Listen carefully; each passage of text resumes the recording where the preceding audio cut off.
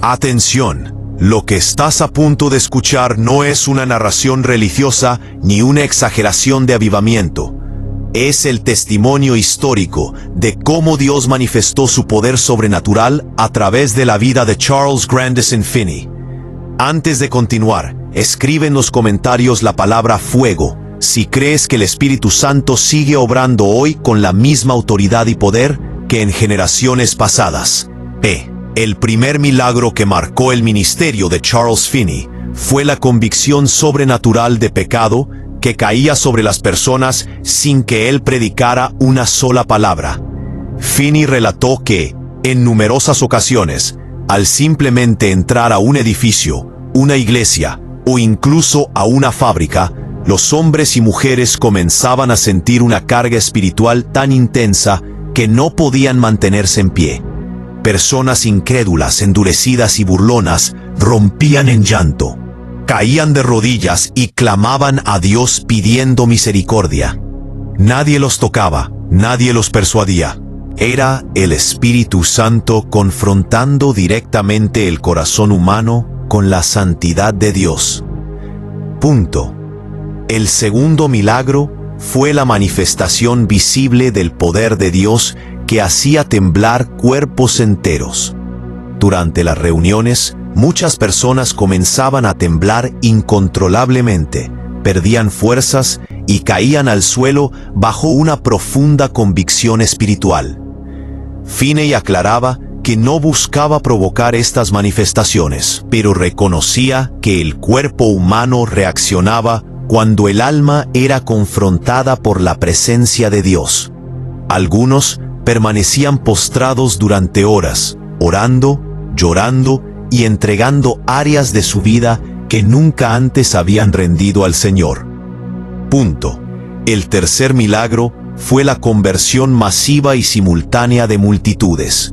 En ciudades enteras, el arrepentimiento se extendía como un fuego imparable. En Rochester, Nueva York, los bares cerraron porque nadie los frecuentaba. Los lugares de vicio quedaron vacíos y los comerciantes devolvían lo robado públicamente. Los jueces declaraban que no había casos que juzgar, porque la criminalidad había descendido drásticamente. Esto no fue una emoción colectiva pasajera, sino una transformación profunda que afectó la conducta moral, social y espiritual de toda una comunidad. El cuarto milagro fue la sanidad física que ocurría durante la predicación sin oración directa. Personas enfermas asistían a las reuniones sin expectativas específicas de sanidad, pero mientras escuchaban la palabra ungida, la fe brotaba en sus corazones y el poder de Dios actuaba soberanamente. Hombres y mujeres testificaron haber sido sanados de enfermedades crónicas, debilidades prolongadas y dolencias que los médicos no habían podido curar. La sanidad no era el centro del mensaje, pero era una consecuencia natural de la presencia de Dios. El quinto milagro fue la liberación instantánea de adicciones profundamente arraigadas. Personas esclavizadas por el alcohol, el juego y otros vicios testificaron que, al rendirse bajo la convicción del Espíritu Santo, las cadenas se rompieron de manera inmediata. Muchos afirmaban que el deseo por el pecado simplemente desapareció. No fue un proceso psicológico ni un esfuerzo humano, sino una intervención divina que transformó completamente la voluntad y el corazón de quienes se arrepentían genuinamente. El sexto milagro fue la restauración sobrenatural de conciencias endurecidas. Hombres que se consideraban moralmente correctos, pero espiritualmente muertos, eran confrontados de manera tan profunda que reconocían su necesidad de salvación. Finney decía que algunos líderes religiosos, al escuchar la predicación, sentían como si una espada atravesara su corazón, llevándolos a un arrepentimiento genuino. Dios no solo alcanzaba a los pecadores evidentes, sino también a los orgullosos y autosuficientes. El séptimo milagro fue la atmósfera permanente de la presencia de Dios, que permanecía aún después de las reuniones. Personas testificaban que días después de que Finney había salido de la ciudad, la convicción y el temor de Dios seguían operando.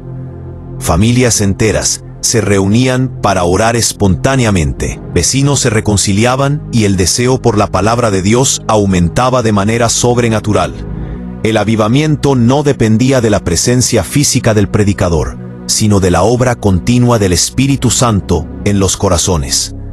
Estos milagros no fueron producto del talento de un hombre, sino el resultado de una vida completamente rendida a Dios. Charles Finney vivía en oración constante y afirmaba que predicar sin la unción del Espíritu Santo era ofrecer palabras vacías sin poder.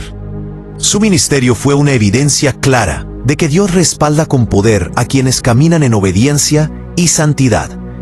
El octavo milagro que marcó el ministerio de Charles Finney fue la manifestación de una autoridad espiritual tan fuerte que el pecado quedaba expuesto sin ser señalado. Finney relató que, mientras predicaba, personas comenzaban a levantarse en medio de la congregación confesando pecados ocultos que nadie conocía. No eran presionadas ni acusadas, simplemente sentían que no podían permanecer en la presencia de Dios con una conciencia manchada. Muchos líderes comunitarios y figuras respetadas públicamente se quebrantaban delante de todos, reconociendo su necesidad de arrepentimiento genuino. El noveno milagro fue la restauración inmediata de matrimonios y familias enteras. En ciudades donde el avivamiento se estableció, hombres y mujeres regresaban a sus hogares transformados, pidiendo perdón, restituyendo errores y comprometiéndose a vivir conforme a la palabra de Dios. Hogares que estaban al borde del colapso fueron sanados en cuestión de días. No fue resultado de consejería prolongada, sino del poder del arrepentimiento genuino producido por la presencia del Espíritu Santo. El décimo milagro fue la sensibilidad espiritual sobrenatural que se despertó en las personas. Muchos testificaron que, después de las reuniones, podían percibir con claridad la voz de Dios guiándolos en decisiones diarias. Personas que nunca habían leído la Biblia comenzaron a tener un hambre profundo por la palabra. La oración dejó de ser una obligación y se convirtió en una necesidad vital. Este despertar espiritual transformó iglesias enteras que antes vivían en rutina y formalismo religioso. El 11º milagro fue la protección divina visible durante los avivamientos. Finney enfrentó fuerte oposición, amenazas y burlas, pero testificó que Dios lo guardó de ataques físicos y espirituales que pudieron haber terminado con su ministerio. En varias ocasiones, reuniones que parecían destinadas a terminar en caos fueron cubiertas por una paz sobrenatural que silenciaba toda resistencia. Era evidente que la mano de Dios protegía la obra que Él mismo había iniciado. El 12º milagro fue la transformación moral de generaciones completas. Jóvenes que estaban entregados al pecado fueron alcanzados de manera radical y se convirtieron en predicadores, maestros y misioneros. El avivamiento no solo impactó a adultos, sino que encendió una generación con celo por Dios. Escuelas, universidades y comunidades enteras comenzaron a reflejar un temor de Dios que no se había visto antes.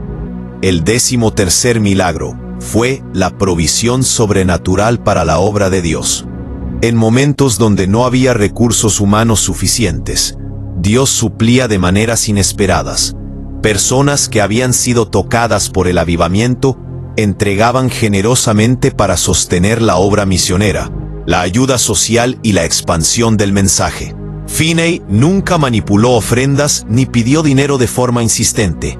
La generosidad surgía como fruto de corazones transformados. El 14º milagro fue el impacto duradero del avivamiento aún décadas después. Años más tarde, personas testificaban que su encuentro con Dios bajo el ministerio de Finney había marcado el rumbo de toda su vida. Iglesias nacieron, movimientos misioneros se fortalecieron y la predicación del Evangelio se expandió más allá de las fronteras locales. El fuego que Dios encendió No se apagó cuando el predicador se fue. Permaneció ardiendo en los corazones que habían sido tocados por su gloria. Estos milagros confirman que cuando el Espíritu Santo se mueve, no solo transforma individuos, sino sociedades enteras. Charles Finney fue simplemente un instrumento en las manos de Dios, un hombre que entendió que sin la presencia divina no hay verdadero avivamiento. Su vida nos recuerda que Dios sigue buscando corazones rendidos para manifestar su poder. Si este mensaje ha tocado tu vida y deseas seguir recibiendo contenido que encienda tu fe y tu espíritu, te invitamos a suscribirte al canal Encendidos por el Espíritu, donde compartimos mensajes de avivamiento, testimonios y verdades bíblicas que fortalecen la vida espiritual.